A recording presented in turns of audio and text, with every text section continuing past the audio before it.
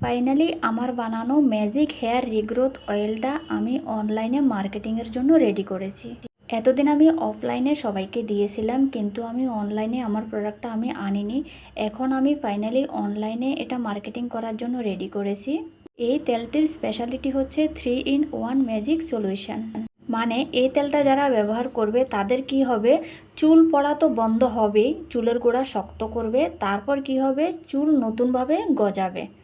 অনেক সময় আমাদের কি হয়, চুল পড়ে কিন্তু আমাদের চুল নতুন করে গজায় না। এই তেলটা ব্যবহার করলে কি হয়, চুল রিগ্রোথ হওয়া শুরু হয়ে যাবে। মিনিমাম 15 দিন যদি অ্যাপ্লাই করা যায়, 15 দিন পরেই কিন্তু এই তেলটার রেজাল্ট আসা শুরু হয়ে যায়। আর চুলকে কিন্তু ন্যাচারালি কন্ডিশন করে।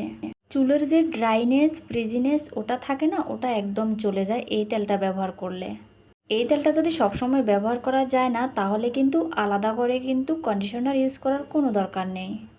আর এই তেলটা যদি সব সময় ব্যবহার করা যায়, তাহলে কি হয়, যাদের কম বয়সে চুল পেকে যায়, অনেক সময় কি হয়, চুল সাদা হয়ে যায় অল্প বয়সেই, তাহলে ওই সাদা পাকা হওয়া কিন্তু রোধ করবে। এক কথায় সময়ের আগে চুলকে পাকতে দেবে না। আর হ্যাঁ, আমার বানানো এই তেলটার স্পেশালিটি হচ্ছে আমি কিন্তু সম্পূর্ণ র ম্যাটেরিয়ালস দিয়েই আমি তেলটা বানাই। আমি যে ইনগ্রিডিয়েন্টসগুলো ইউজ করেছি সেগুলো কিন্তু সম্পূর্ণ একদম কাঁচা।